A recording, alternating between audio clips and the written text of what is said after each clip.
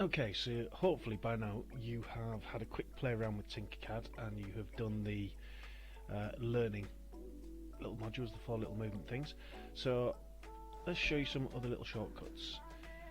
Let's start with your mouse. So on this slide you can see some examples of what your mouse does. I'm just going to go through it really quickly. So your left hand mouse, you can choose from this little block over here, you can choose shapes to drag onto your work plane. So let's put him in there. With that you can resize things. You can click onto the numbers and resize them with specific measurements if you want. So let's make this a perfect cube.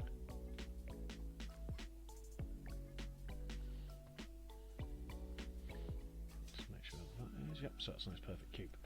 Okay, you can move the entire thing around the work plane if you want to by using your left mouse button, and you can use the left mouse button to resize them like that as well. So you can use any of these points to drag and drop.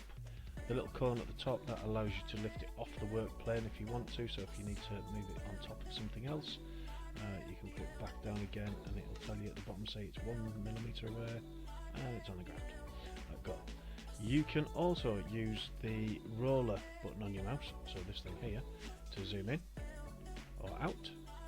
So forward or zoom in, roll out, zoom out.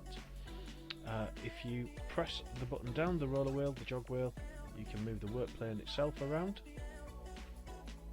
Let go and it stops doing it. If you use your right mouse button, you can move your mouse around and you can roll around the object so you can get different viewpoints. Now if you don't have a mouse, which I'm fully aware some of you won't, you can also use these buttons here. So you can click on the cube and you can do exactly the same thing as your right mouse button does if you click and hold it. So let's whiz it around there, totally wrong view. If you want to get back to where you started, you can press home and that will take you there. This button here will take you to fill the screen with what you have made. There you go. If you click off it, it will also then take you to the wider view. I've only got one object in here, so that doesn't work.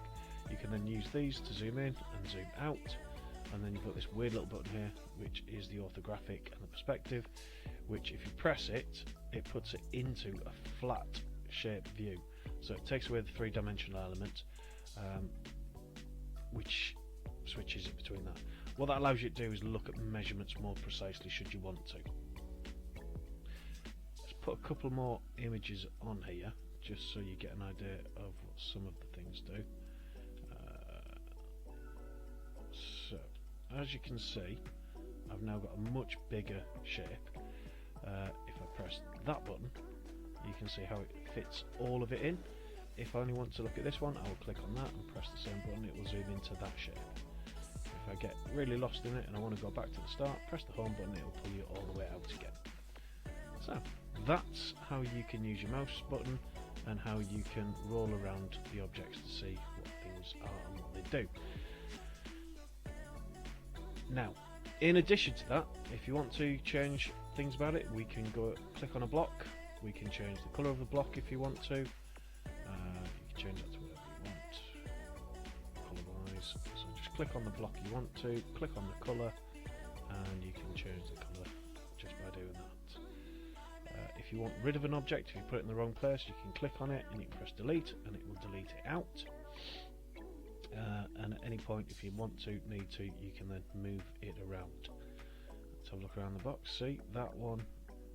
Now this is why you need to be able to move around the objects, because it doesn't necessarily always quite go where you think it is. So you can see on the floor there, on the work plane, that that object is floating around, so you can see whether or not it's doing an overhang.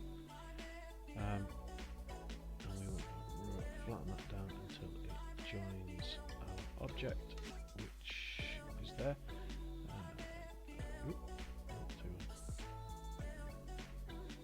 Which is there. And then we can roll around to make sure that it is perfectly flat and where it needs to be. Okay, cool. That will do for this one. We'll see you in Tinkercad 3.